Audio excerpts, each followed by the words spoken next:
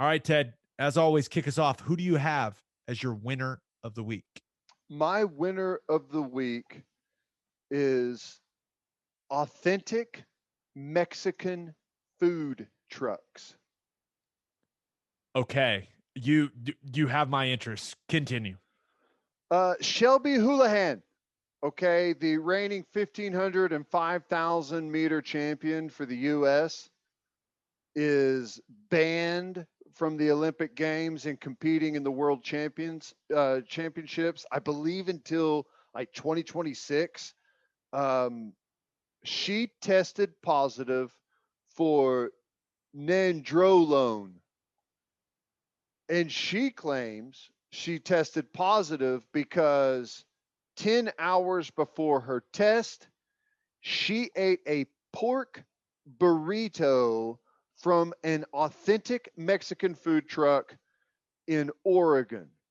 She says that after doing research, she's found out that after eating pork, people can test positive for nandrolone, which is a banned substance. And my guess is everyone out there saying, I'm eating burritos, baby, pork burritos. If I'm going to get something that's good enough to be a banned substance from the World Anti-Doping Agency, let's go. That sounds like something people are going to put in their diet.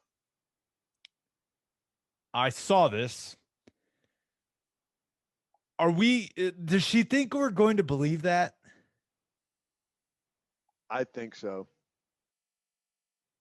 How many pork burritos would one have to consume to have enough nandrolone in one system? I mean, like, seriously, Shelby? Okay, I will say this. Are fascinating whenever it comes to failing drug tests. Okay, I will say this. Can you imagine being this woman who, I believe I read, holds like a couple U.S. records in, 1,500 and 5,000. Yep. Yeah, middle distance running. I don't know if that's the right term, but can you imagine how infuriating it would be if it was actually because of the pork burrito? I know. That's got to be the craziest thing. And, who knows if any of these crazy excuses that we've heard throughout the years are true or not. No one ever believes them, whether it is or isn't. But there's someone somewhere that's out there like, no, I swear, it was a burrito. It was a burrito. I would be like at that food truck the next day in a full hazmat suit taking samples. Okay. But apparently the Olympic Anti-Doping Committee heard her excuse, her testimony, and said, no, you're banned. Oh, I really hope she just cheated, honestly, because it would be devastating if it was actually from the burrito. It'd be horrible. Yeah, that would be like send someone down a deep path of depression that they'd never escape. Keeve Nachman, PhD, is quoted in this article about this saying, nandrolone, however you say it, is not approved for use in any food animal, noting that it's illegal to use any steroid hormones in pig production. We use them in cattle and sheep, and that's it. The only way it would be there is if it occurred naturally, and I don't know that that's the case.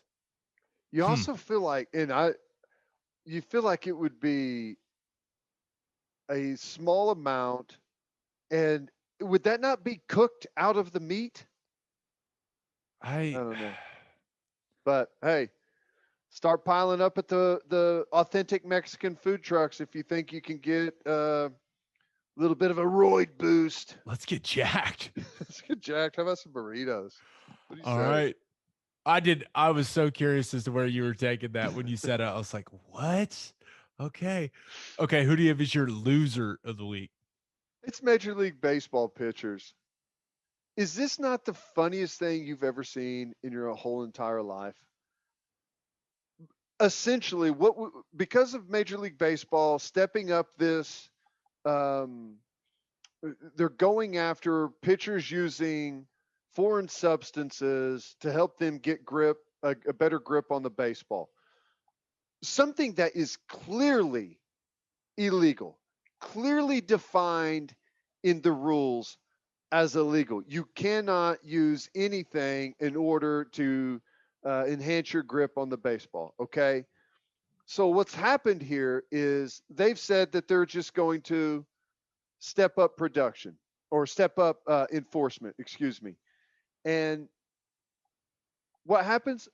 Essentially, every baseball player or every pitcher in Major League Baseball instantly admits that they've been cheating and is actually pissed off at Major League Baseball for enforcing a rule.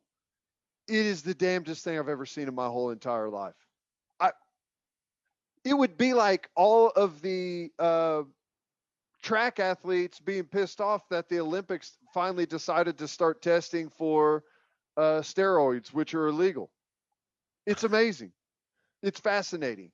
A pitcher even blamed his injury on the fact that they're not letting him cheat anymore, saying that he's got to grip the ball differently than he did before, and now he's injured because of it. They look like total idiots, in my opinion.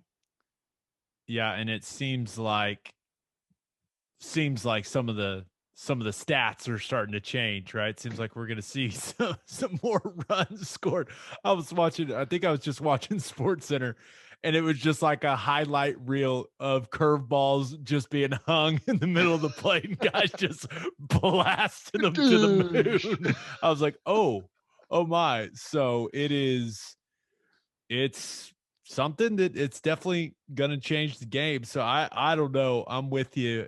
And I guess if you get caught with it now, you get like a 10-game ban. 10-day That's a suspension ton of without money. pay. Yeah. I guess it's like it's essentially a 2-game ban, but Yeah, I like a don't know how they start. to start, but I don't know how they get compensated. Do they get compensated by start or by game? I don't know, but either way, big it's chunk of change. it's significant. So, yeah. I mean, here's the thing though. If you're a pitcher and you're this worried about it, they still have to catch you with it, right? So, I mean, be more discreet. Be more discreet, I guess. I think it's so funny though that they're all mad at Major League Baseball. They're not like embarrassed that they've been cheating. They're mad that they're going to start enforcing the rule. And I love some of the hitters, but even some of the hitters, Pete Alonso said what I consider to be the dumbest thing I've ever heard in the history of sports, that he would rather the pitchers keep using the substances so he doesn't get hit with a baseball. What the hell? Man. What the hell is he talking about? Yeah, I'd rather just go ahead and continue to strike out left and right. No big deal. Not be able to hit the baseball than get hit with it. I'd rather that thing keep spinning like crazy, baby. Yeah. You know, it shows his concern with striking out. Just strike out 15 times, then hit a home run. And here's the other thing. He's wearing more gear than a middle linebacker in the NFL now whenever he steps into the box, with shin guards and elbow pads and wrist blockers and all that stuff that they've got on now. So I was amazed that a hitter actually said that. That was just as crazy. The best quote about this entire thing was the video of Pedro Martinez going around from MLB Network.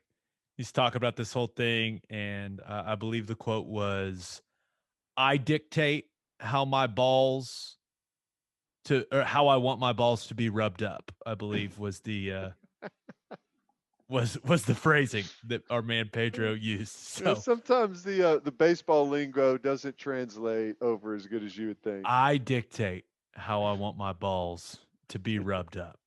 Agree. Totally agree. Pedro. Ted, for my winner of the week, thought about going with LaMelo Ball. When's the last time you thought about LaMelo Ball? It's been a while, but Had a really decent good little year in season. Charlotte, Yeah. right? Had the wrist injury, missed some time, but I will give respect where it's due. That man had so many haters. He ends up having a really nice rookie year there for the Hornets, averaged 15, 5, and 6.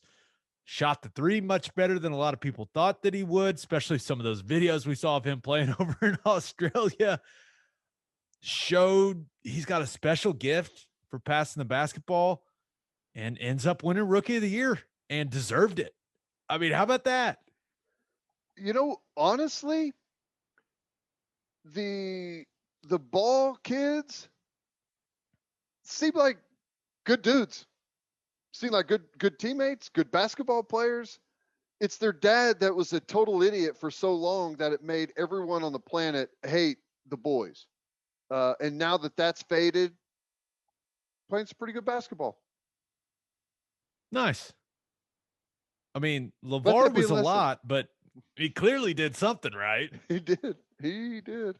But Did you ever hear him tell how he potty trained his sons by the time they were like 8 months old or something like that? I need to call him and get this figured out for this son I'm about to have. He says he'd wake them up in the middle of the night, take them in, put them on the toilet seat, and when their butt hit the cold toilet seat, they'd pee instantly. And he did that every night with them. That's how he potty trained them. I don't know if it's true, but for some reason I remember that story. If it gets bad down the line, maybe I'll give that a try. Thanks, LeVar. I thought about going with Tua Tagovailoa as my winner of the week, and I know that sounds weird. He has the horrible practice, right? Throws 5 interceptions Whew. in the pouring rain. Everyone is talking about it. Dolphins fans are freaking out, but Teddy, there was one very, very large criticism we had of his play last year, and that was the fact that he would not only would he not throw the ball down the field, he wouldn't even look at verticals. So the fact that he's taken some chances, I'm going to choose the optimism route, and I'm going to say, well, look, at least he's trying to push the ball down the field. That he could be the winner of the week because that seems like growth. Now he'll learn what throws he can and can't make, pushing it down the field, and he'll hopefully stop throwing it to the other team if you're a Dolphins fan. But maybe it's growth, just disguised in a really, really ugly way. I'll say this: he's a winner in my book. He's got a hell of a defense on the other side. I guess that's one way to look at it. Okay, but my winner of the week, and they're not going away just because the Women's College World Series is over. OU softball. They are my winner of the week. First, because the NCAA and the NCAA softball committee came out and they have heard the complaints, right, about the schedule for the Women's College World Series, all those games being jammed into such a small window. They've also heard some of the suggestions about how they can enhance the entire experience for the athletes at the Women's College World Series. Hell, they may even get a day off worked into the schedule now, Ted. And I feel like that's a win for Oklahoma softball being the dominant program in the sport. It also sounds like there may be some more improvements coming to Hall of Fame Stadium. Heard Patty Gasso saying something about batting cages. I think Patty wants some cages there. Want some cages, want some showers, some better facilities. And I agree. If it's going to be an NCAA championship and it's going to get as many eyeballs as they're getting, they need to give them a legitimate experience. Right. And I think that people here in Oklahoma City will take those suggestions very seriously, from what I've been told, that they are hearing this stuff and that it may not be immediate, but they will continue to improve that facility to ensure that it's top notch, so that when 2035 rolls around, the NCAA doesn't want to look anywhere else for this thing. So but really, I said it's OU softball, but it may be Patty Gasso because she has been so outspoken recently. And, heading into the tournament, during the tournament, after the tournament, it feels right now, and I'm not going to pretend I'm a softball expert, but to me, she has become the face of the sport. Mm-hmm. And the things she's saying are really carrying weight. I heard her on with, Stephen A. Smith. Now, Stephen A., we had her on first, just letting you know. But saying those things publicly and really pressing the NCAA and pressing all those people to get her players and the other athletes in the sport what she thinks they deserve, that's big time, man. I feel like she's really influencing some change in the sport. Well, you never know how long your platform is going to last. They had a fantastic World Series. I know definitely around here, but in the softball world, and I think just in general sports fans, it had a lot of attention there for a decent amount of time, and she capitalized on that to get her message out and to air her grievances with what's going on there, and the right people are listening. If from whenever we had the conversation with her, because she essentially said that, like I'm doing podcasts now. I'm people are covering. I'm doing radio shows. Like whenever she first started, that didn't happen. They didn't get any attention at all. And if you would have asked her, 10, 15 years ago, if she would be on one of those ESPN shows with an anchor like Stephen A. Smith, she probably would have said, "No way, that's for college football and college basketball." So the sport is growing. She's using that platform to try and get some good change in there that I think is well deserved. I'm totally with you. Also, OU softball nominated for best team at the ESPYs. What do you You know think? what to do. You know what to do, OU fans. Go vote for them. Make them win. That'd be awesome if they won. That'd be so Yep, cool. I agree. It's a tough battle, but that'd be pretty damn cool. Okay, so for my loser of the week, I thought about going with Arizona State football because this story is just hilarious to me. I mean, the fact that there's so much dysfunction. I guess so many people don't like Antonio Pierce there that everyone is keeping receipts of all the rules that they were breaking and recruited. Someone just presents the NCAA infractions people with, I believe the term they were using was a dossier. It's a lot if they refer to it as a dossier, but basically someone ratted them out for breaking all of the recruiting rules during that 15-month dead period.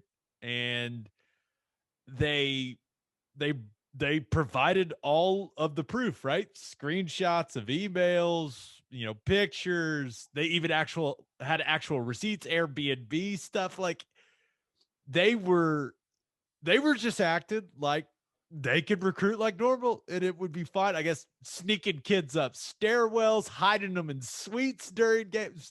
Ted, I mean, I know Herm Edwards he's all about you play to win the game. He's trying to Hello. win. Come on, Gabe. I mean, I thought this was the funniest thing ever. I love it. I feel bad for Arizona State. By the time the NCAA gets around to actually reviewing the dossier and levying some type of punishment, I think it'll be around 2030. Herm Edwards and that crew will be long gone. They'll be at another bigger job by then, I guess. Who it's going to take them forever to even have something happen from this. Just Love it hosted though. kids on official visits during the dead period like nothing was happening. The I don't know if arrogance is the right word. I don't know if stupidity is the right word. Some combination of those two things to think that they could do what they did and treat some of the people within that building the way that they did and just get away with it. I mean, You think it's Herm so gave funny. that same look he gave the reporter after he said you play to win the game? You know, whenever he got presented with Hello. those, he got presented with the receipts, the dossier. I love it. Yeah. He's probably like, "What do I care? You know, I'm just trying to win some football games. You want to fire me? That's fine. I'm out of here."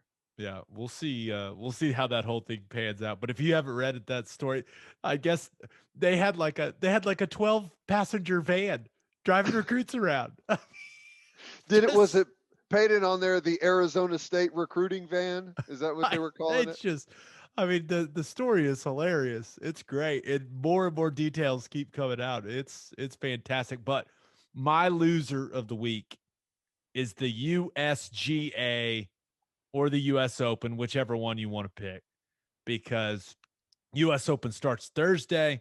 We're all fired up about it. Torrey Pines, beautiful course out there in La Jolla. Everyone's thinking about what was the Tiger in '08 winning there, Mm-hmm. and there's one thing we all want to see in golf right now. One. And that is for Brooks Koepka and Bryson DeChambeau to be in the same damn group. That's all we want to see. And they had the perfect excuse to do it. All they had to say was, we are going to group the last 3 US Open winners together. That's all they had to say. And it would have made sense.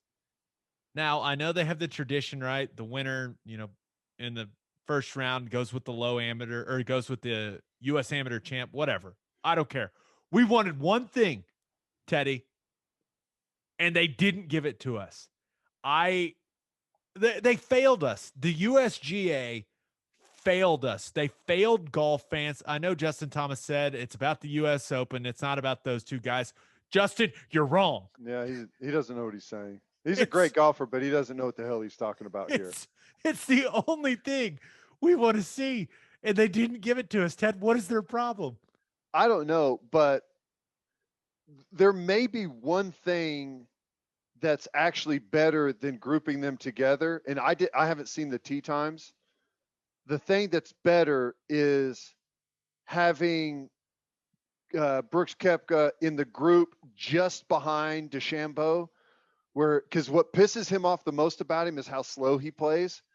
So if he can see him like walking around the greens, doing his stupid equations and stuff and slow play, I think Koepka would eventually just hit into him.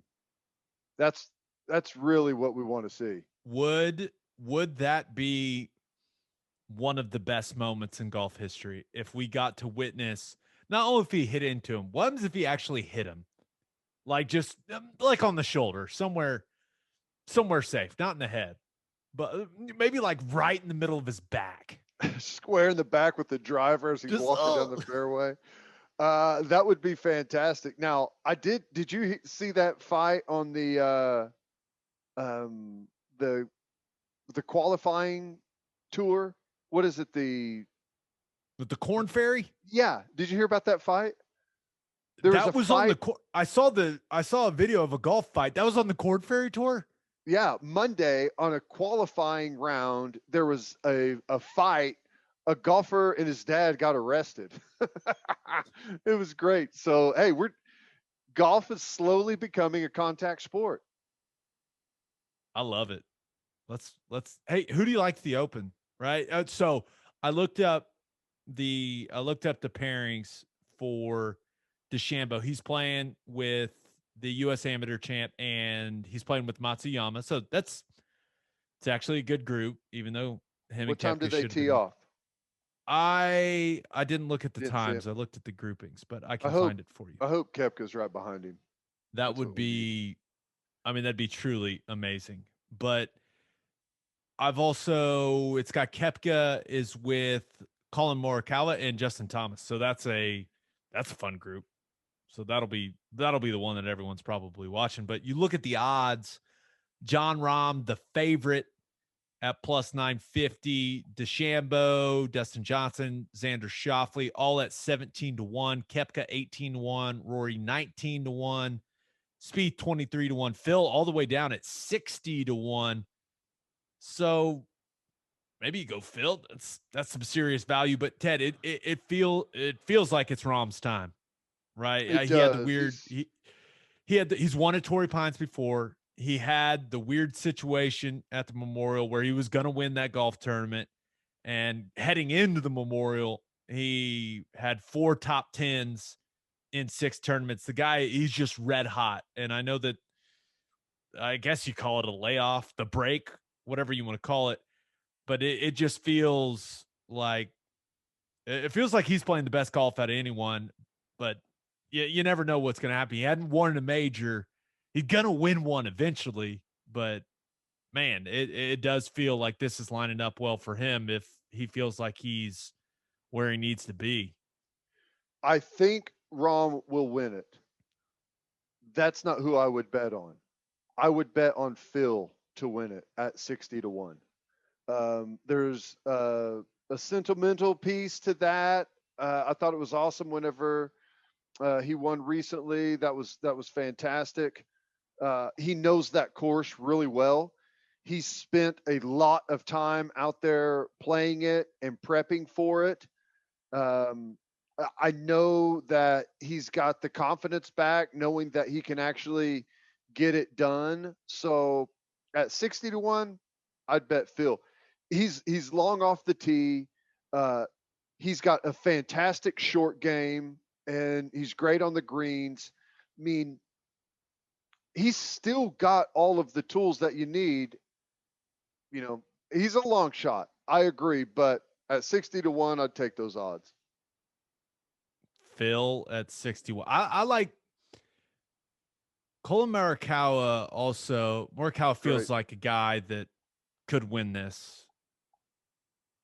If I had to, I'd put him in I'd put him and Rahm in some sort of, top 10 type situation, or top 5 if you can find a book with that, and parlay those two guys, because those two guys feel like they are destined to have a good week there at Torrey Pines. I'll be interested to see what the course setup is. I think DeChambeau could have a decent run at it, depending what the course looks like. If they've got the rough to where it's absolutely brutal, it's going to be hard for him. But sometimes it's hard to get it in that type of condition, and if it's not, his length is going to give him a great opportunity. Spieth will not finish in the top 50. Really? Even though he's been playing had all those top 10s this year. Not in the top 50? He's going to be terrible. He may not make the cut. Spieth, I'll say it right now, Spieth will not make the cut. First of all, I love how you say Spieth instead of Spieth. I don't know why it's spelled, because it sounds stupid. Don't like him. Well, he won't make the cut. I'm going to add to your fire over there, and Koepka is not right behind DeChambeau. I'm sorry. DeChambeau's group teeing off 1:14 p.m. on the 1st, and Koepka's teeing off he's got an early one, it looks like. Koepka at 7:29 a.m. on the 10th. I was hoping maybe they put him on the 10th to where they're going to be that'd be sweet, rounding through. No, there's good. Hey, it's not over yet though. There could be some fireworks. They could be up there around the top of the leaderboard and get we don't necessarily want them paired together on Thursday. We want them paired together on Sunday. That would be amazing. It's going to happen. It'll happen at some point. Let's hope. Let's hope for golf, because it's all we want to see, damn it. USGA.